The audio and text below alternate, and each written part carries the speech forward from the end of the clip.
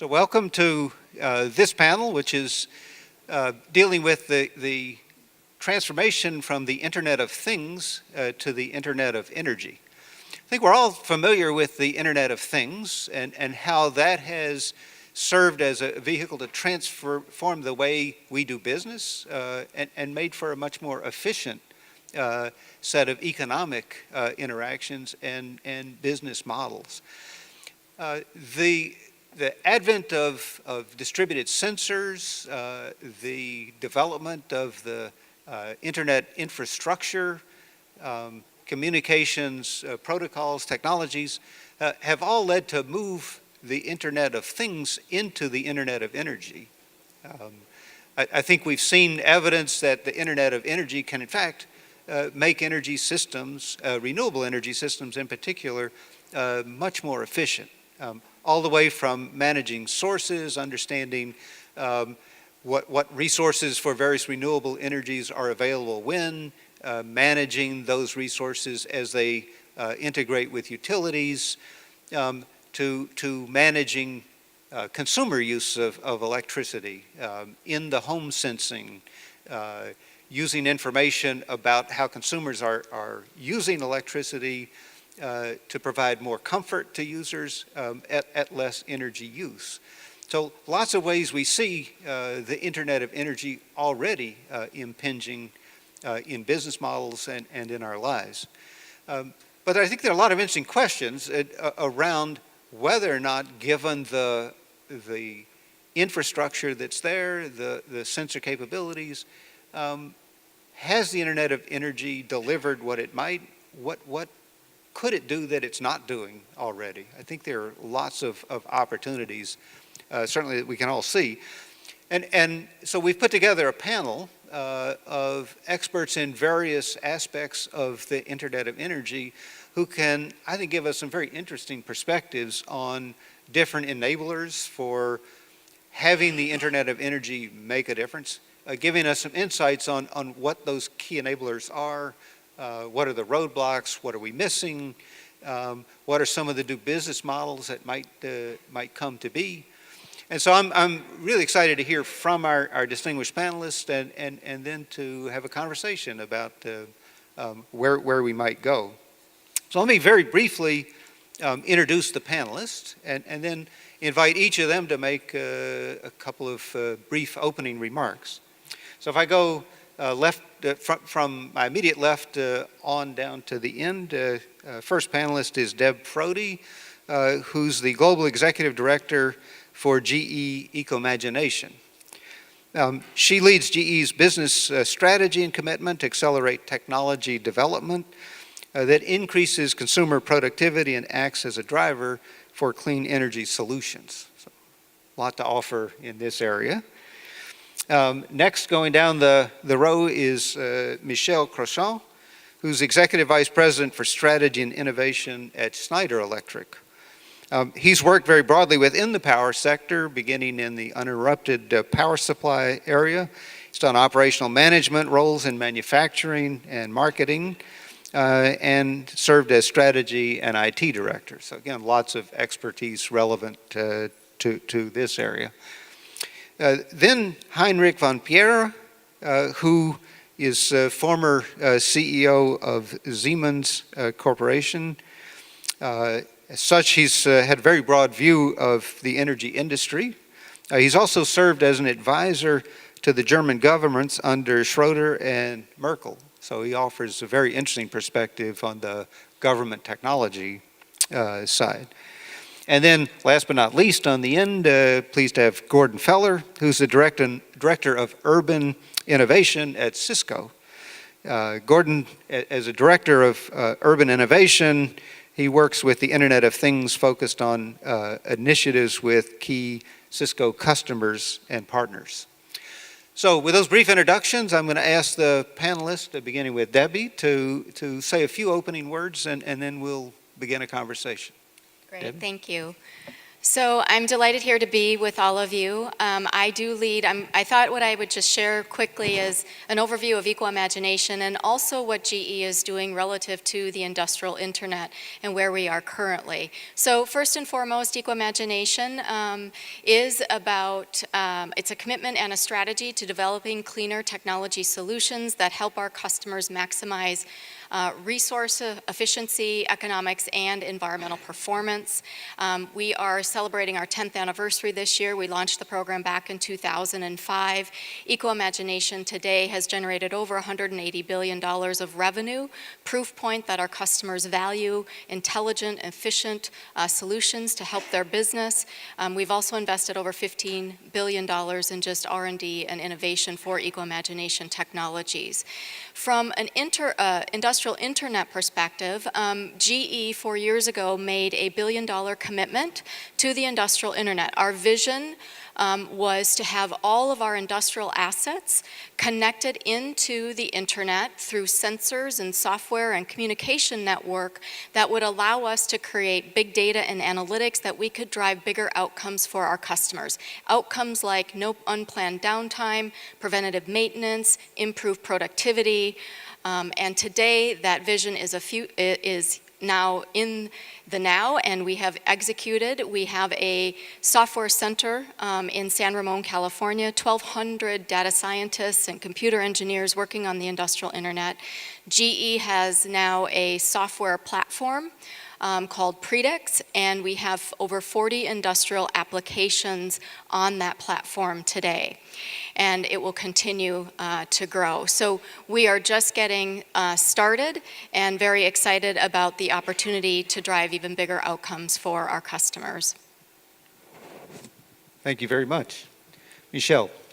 Thank you very much. I'm very pleased to be with you also this afternoon. On Schneider Electric side, we started a big transformation journey because we position ourselves now as a company helping our customers trying to do more while using less of our common planet. So this is a big change because this is a convergence of this OT world with the IT world, obviously, made possible by the Internet of Things story. So it has started in the industrial world, and now it's accelerating everywhere, and obviously in the energy world, and then in the smart city context. So big acceleration, and the main thing we need to understand, this is not possible without a strong collaboration with the partners and with customers, obviously. So we do partner with a lot of IT companies, Cisco, obviously, Microsoft or IBM, on different aspects. And we do partner with customers because it has to be clear this is all here to make this complex connection between IT and OT very simple to customers and easy to use. This is absolutely necessary. So big transformation of everybody, including us, and we start comparing ourselves, which is really new to the software world. When we make the addition of all the software development people we have, we start appearing in the ranking of the software company, which is totally new. So understand that big change and big evolution in process. Thank you. Yeah, thank you, Mr. Chairman. You introduced me as a former Siemens representative. So I'm not talking, my three colleagues talking about their company. I know that my, successors don't like if a retiree talks about the company. So I will not talk about the company. I talk as a private person here. And I try to avoid to fulfill the observation of a German humorist who once said, everything is said, but not yet by everybody. So during the last days, I asked some of my colleagues, some of my former colleagues, some of people that are still active in the business, what they think is the Internet of Energy. And much to my surprise, I didn't get any satisfactory answers. As a matter of fact, they didn't know very much about the Internet of Energy. They knew a lot about the Internet of Things, but not about the Internet of Energy. And this is the more striking because Germany is widely seen as a front runner in this regard. In the past, only a few words have managed to become part of the English language. One is kindergarten, another one is Angst, and a third one is Energiewende, turnaround, energy turnaround. The disaster of Fukushima in 2011 caused an abrupt change of the energy policy in Germany. The last nuclear power plant will be independent of any safety questions closed by 2020. And also, in addition, hard coal and even brown coal, which is very important for Germany, is maybe almost 30% of power supply now, is under strong criticism. And what we experienced in the power industry is a remarkable shift from central power generation towards a more distributed generation, driven by the increasing share of solar and of wind power and biomass. From an international perspective, the German Energiewende is both. It is a matter of admiration for some people, and for other people it is a matter of skepticism. Admiration because of the target to achieve 80% of renewable energy in 2050, and also admiration the rigidity and consequence which is being implemented in Germany. And by the way, these are, in my opinion, typical German attitudes, as you could see it also from our football team. So skepticism because of the high cost amounting to more than 20 billion euro subsidies per year, and this not only for 1 year, but maybe for the next 20 years. Skepticism because of the slow implementation of a more, how should I say, dynamic and responsive power system that can cope with the volatility of PV plants and wind turbines. On a windy day, it was the 9th of January this year, wind power contributed more than 30,000 megawatt to power supply. The next days, it was gray and no wind, and then all the conventional plants had to take over from the renewable part. So this is, of course, a big stress to the grid. And it put the power system under a severe stress. And it clearly demonstrated the need for more interactive and integrated solutions to balance the conventional and the renewable power producers with consumers. And when we want to secure a safe power supply, a lot of things have still to be done to make this Energiewende in Germany really a matter more of admiration and of a success story. Thank you. Gordon. Well, we've, as a company, we've learned over 30 years some things about the internet that are applicable to the Internet of Things and especially to the Internet of Energy. And I'd want to emphasize a few of those lessons that have immediate applicability to what we're going to discuss today. One of those lessons is that when you have distributed assets, whether it's generating assets or computing assets or communications assets, there is a challenge in the complexity of that can be solved by some simple, elegant solutions. Not every complex problem requires a complex solution. And we've attempted in the 30 years of the development of the internet, and we've been at the center of most of the innovations that have tried to cope with the explosive growth, thanks to all of your smartphones. We've now been able to manage that intermittent demand as well as intermittent supply. And we think there are some lessons that we'd want to apply those lessons in the Internet of Things, and especially the proving ground of the Internet of Things, which is in the energy sector. If we are talking about the Internet of Things and we're not able to make that applicable in the energy sector, which is, the largest segment of most economies in the world, because it's expensive. Even with the price of oil dropping, it's still a very expensive thing to supply cool air or heat or light to any space, a space where in this room, most of it is empty. So we're interested not just in connecting things, but in capturing the insights and then being able to act on the insights that comes from having connected things. Because otherwise it's meaningless. Connecting things, having machines talking to machines is beautiful, but it has to result in an insight that then can be the focus of action. And without that, it's just nice technology. So we want to tap the inherent power of what we think is the ultimate natural resource, which is the data. And the data in the energy universe is rich and untapped.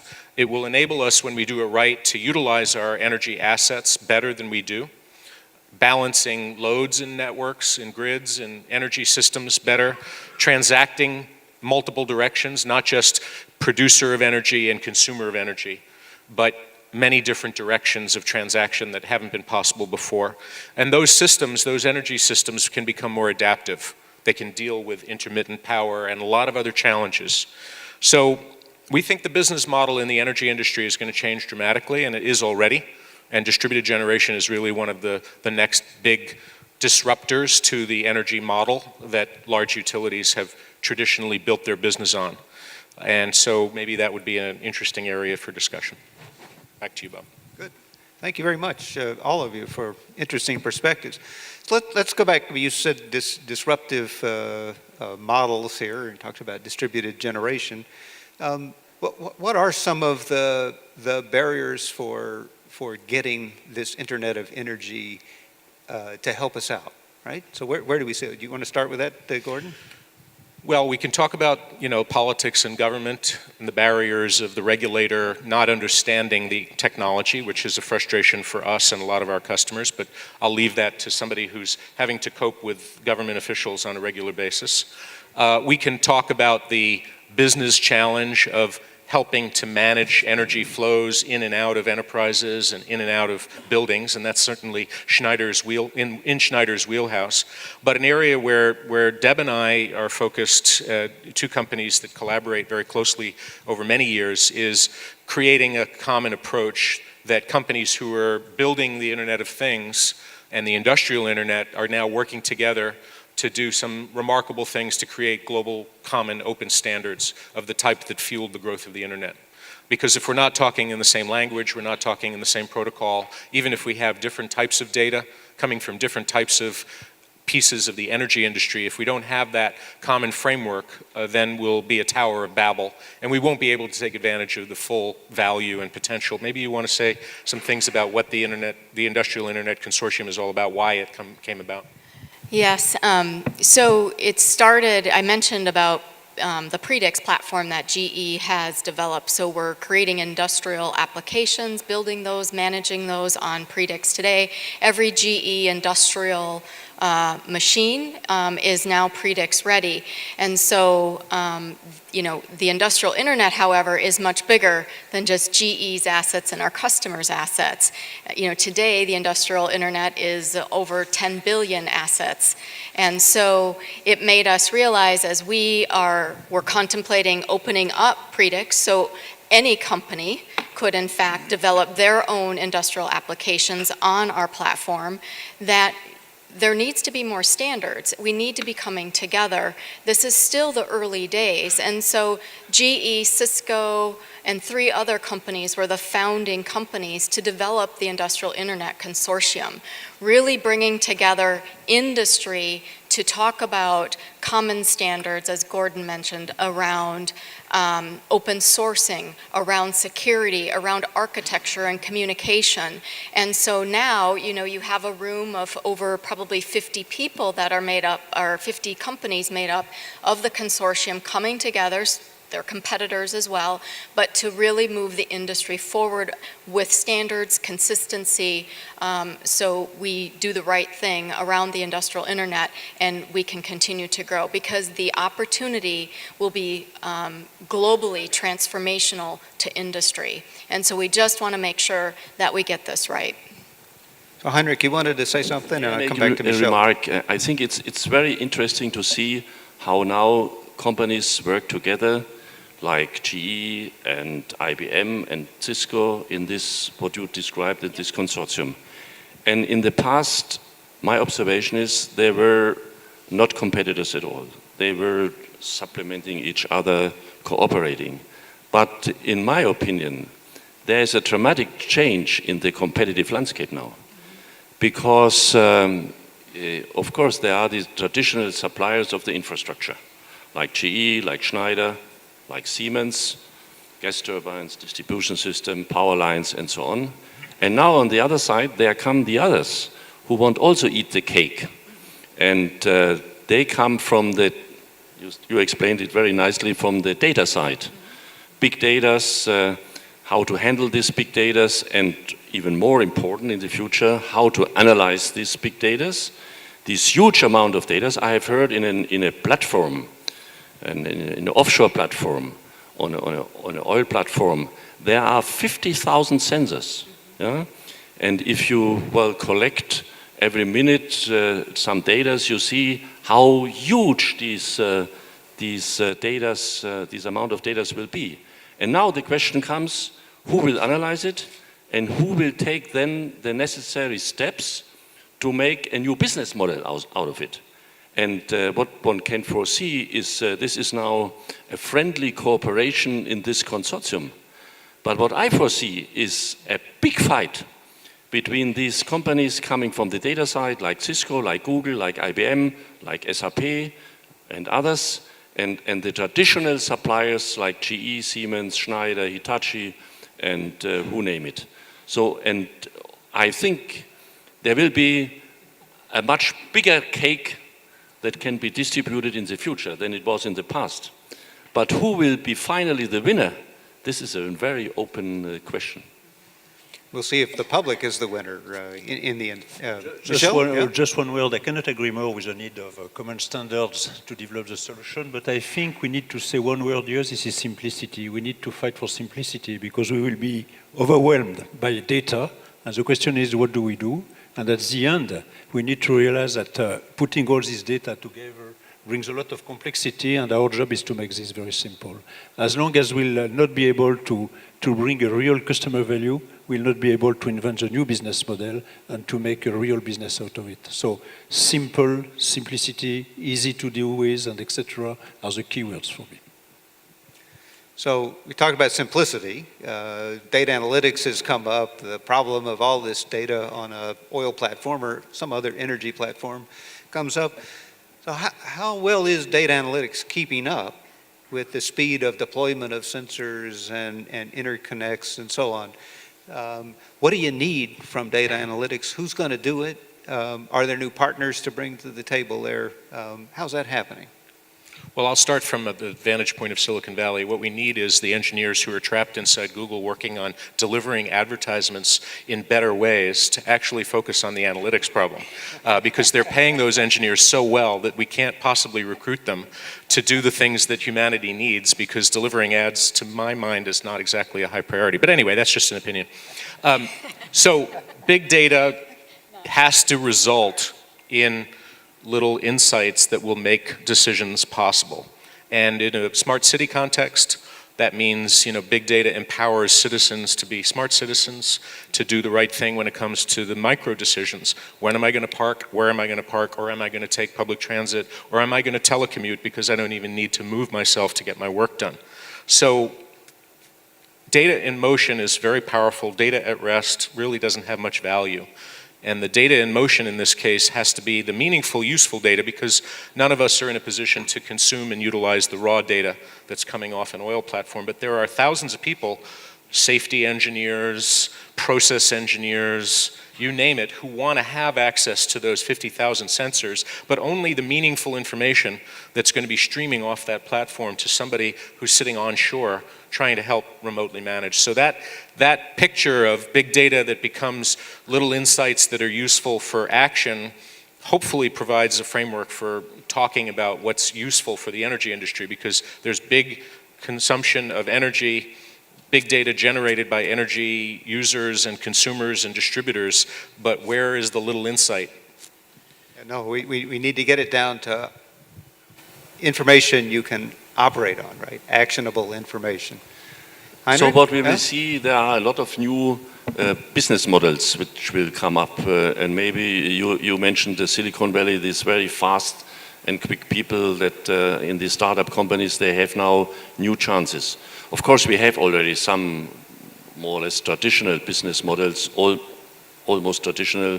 This is remote control of a wind turbine, for example, or of a gas turbine, and the control center can be in the US, it can be in Germany. A very important and, in my opinion, decisive device will be the smart meters. Smart meters, without smart meters in industry and especially in, let's say, in private homes, this is what we call Energiewende. That means the balance between suppliers and distributed suppliers and customers will not work. Because we need this really then to tell the customer now, this is now a good time to use your refrigerator, or in the industry we can say now you can use more energy or less energy. Really to balance the Energiewende is only possible if we have this good and very flexible measurement via smart meters. So Gordon, you mentioned just a second ago smart cities, which is, I think, in everybody's mind, an important piece of an efficient energy future. But that brings in the idea of other systems besides energy per se. That there's a transportation system, which you mentioned explicitly, a water system. How do we connect the Internet of Energy with those systems, take those data and integrate those into energy decision-making processes? Well, some cities will move earlier in energy because they've traditionally operated their energy business as a city in a way that hasn't been very efficient, and that's created a huge business opportunity for all the companies up here, right? So the inherent inefficiency of the way that cities are using energy is a huge business opportunity, not just for cities who are municipal utilities or own municipal utilities, but for all of the players in the cityscape. And our sense is that those cities that move fastest are going to be cities who probably start with the energy picture in mind, even in a moment in history where energy prices may drop because the price of fuels will drop. It won't make a big difference when cities are looking at their total energy matrix and trying to figure out what they can do to incentivize all the actors in the system, private sector, public sector, independent sector, to play the energy efficiency game. But the challenge will be for those cities to have access to the tools, which are data tools, which are monitoring tools from a company like Schneider, which are the meter and the advanced metering infrastructure companies like Itron that are working here in Dubai. So my guess is that those cities who act fastest on the energy efficiency front are going to find themselves very early to the Internet of Energy itself. That's their path in. And they'll be then moving to their water and their transport domains to try to take advantage of what they've learned in the energy space. Michel? Yeah, definitely, because the energy part is a key brick of the smart city overall ecosystem, you know, because we have to remember that 40% of the energy electricity is consumed in the building, and if you consider that municipalities and city are owning a big part of the public building administration and etc., the electricity bill is very important for the cities. Would it be for their building or would it be for the public lighting?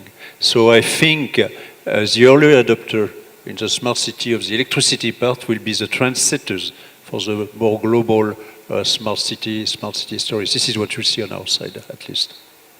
So we have some questions from the audience. I want to hit some good ones that we'd actually talked about earlier and haven't hit on. One is cybersecurity. I think there's a lot of opportunity as we put all of this infrastructure out there and we network together, but there's also some concern about security of the data that flows across this network. What are your thoughts on how do you protect this infrastructure against cyber attacks, while we still try to benefit from the positives?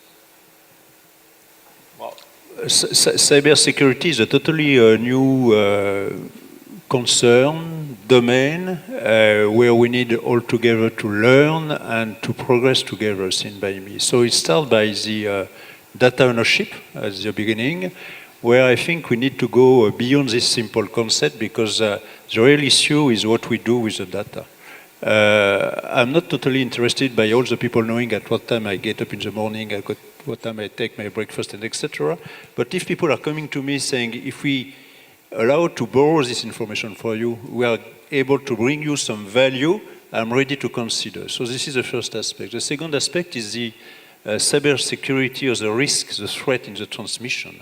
And then we can make big progress, and we started as manufacturers to make big progress in protecting the different devices by themselves. And then the IoT, the big data things, come as an help also here, because by understanding the behavior of the people and the noble behavior, the abnormal behavior, you can now detect intrusion and to better protect yourself around intrusion. So this is a new domain, obviously, but that is progressing quite rapidly at the same pace as the new usage of Internet of Things. So we just have to be aware and bring the right solution. But on all these aspects, I'm not saying that Internet of Energy or Internet of Things, smart city, the main idea to convey is that technology is ready for me. And the main topics to address hurdle challenges are more on the business models, the behaviors, the collaboration between companies that are the key for the future. So we've talked about a lot of opportunities here. Where do you put your money and your investment first? Where do you see what do you see as the technologies that offer the biggest return on your investment, or the application spaces that have the best return? One quick answer would be, we put it where the customer demand is. So listening to the customer every day, and what we're hearing is that their biggest concern is utilizing the existing assets that they've invested in already. So in our case, they own wired and wireless networks that were expensive, and they're not fully utilizing that. How can they connect the devices, the systems to that network that they've already paid for to fully utilize the investment? In Deb's case, how do you take the existing power generation assets and turn them from 30% utilization to 60% utilization, which would double essentially the productive value of that investment to the owner of that asset? So when we hear the customer demanding better value for their dollar, better utilization of their assets, they're also talking about real-time knowledge. They want to know now, not a week from now when you've done an analysis, how well is it performing? So that real-time information of their existing asset to utilize their existing investment is what we're hearing constantly from the customer, and that's the area where we're investing in new technology. All right, Debbie, do you want to say something? I agree with Gordon. You know, it's the customer demand. GE is a diverse portfolio. We have applications across the entire portfolio: oil and gas, power gen, healthcare, you name it. But Gordon is right. You know, we can make such an impact with a digital layer on an existing installed base. And let me just give you some context. So we have an industrial application for our wind turbines called Power Up. So it harnesses the industrial internet. It's a digital layer. It's a software layer that allows us to increase output. So our customer European utility E.ON has deployed Power Up on its 469 wind turbines today. With that digital layer, they are able to have an increase of 4.1% of clean energy output. So that's equivalent to installing an additional 19 wind turbines. So they don't have to go through installing that additional hardware, its resource productivity, that digital layer is giving them 4.1% more. Their operation, their asset is much, much more efficient. And those numbers, whether it's 1, 2, 3% sounds small in improvement, it's massive. And you think about the impact of a customer's operation, that gives them improved margins. And you look at that on an industry basis, it's huge. It's absolutely huge. So transformational. Okay, so we're running near the end of our time. I want to give the panelists each a chance to make some final comments, so we could, again, maybe start with Debbie and go down the row. So we are really, really excited. You know, GE is a 130-year-old company today, and we see the industrial internet as being absolutely transformational. Our chairman and CEO, Jeff Immelt, now describes the company as an infrastructure and an analytics company. It is the merger of hardware and software. The physical and the digital worlds are merging together, and that is allowing us to create new value for our customers, driving bigger outcomes than ever. And it has been very transformational in how we do that for our customers, and it's a very, very exciting time. And we really believe that from an eco perspective, the resource productivity, the fuel savings is going to be incredible, and it'll be fun to watch. Michel? I don't know if you remember the discussion we were having 5-10 years ago, saying we are going to be short of resources, of fossil resources. It was all about fear and negative feelings. And today, this is totally the opposite. We are all positive, and we see a new world coming, and with a lot of opportunities, which is obviously a lot of coming challenges. But I think the final word for me it would be, let's be energy optimist. That's a good one. Thank you. I think it's an interesting time, a time of transformation. We will see new players coming up, and the old players fighting not to lose too much ground against the new players. And I think the Internet of Energy will come. But maybe it will also be disruptive, as you said, but it will not come so fast as it was our experience with the communication and information technology. Because I think you mentioned it was absolutely correct. There are big investments. There are investments in the infrastructure, investment in power plants, investments in distribution systems and so on. And all this will play a role also in the future. And therefore, this will take time until this Energiewende, Internet of Energy will really be implemented. But with new chances, new players, and a lot of risks for the old players. Well, we're in this amazing period right now where there are 1,000 experiments in this domain underway, some of them in very small workshops, the startup model of a young company of 2 or 3 engineers who are creating disruptive technology that may never see the light of day because the innovation cycle may break and they won't commercialize that technology successfully. We hope they will. Disruption will be good for this industry. The energy industry is ripe for a massive overhaul because those fixed capital expenses are frankly a drag on the global economy, and there are better ways for us to utilize that capital to enable us not to build more generation, but to utilize the existing generating assets that we have in incredibly better and faster and cheaper and greener ways. And my hope is that as these science experiments that are happening in 1,000 different locations begin to emerge, cities like Dubai and Abu Dhabi and governments like the UAE will become early adopters, because this is an environment where the government has basically decided they want to be a test bed. And my prediction is that next time we come here next year, there'll be some interesting things happening. And those little pilots like Dubai and Diwa have right now of 1,000 smart meters will show that there's a potential to scale and replicate and transfer that. Okay. So one last question. That's a nice optimistic statement about next year. Heard a lot of interesting opportunities ahead. What keeps you up at night thinking about what might get in the way of all this progress? Do you have a big fear out there? What do we have to look out for? Trust and collaboration between actors, because by putting all effort together, creating alignment between actors will create momentum to start.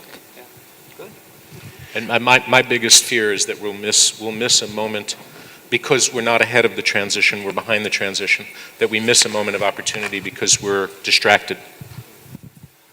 I have no fear. I'm an optimist. We have always found solutions for problems, and this will happen in this case as well. Yeah, I agree with Gordon. It's being able to go fast enough. How fast can we go? Because the opportunity is really transformational in front of us. So it's the speed.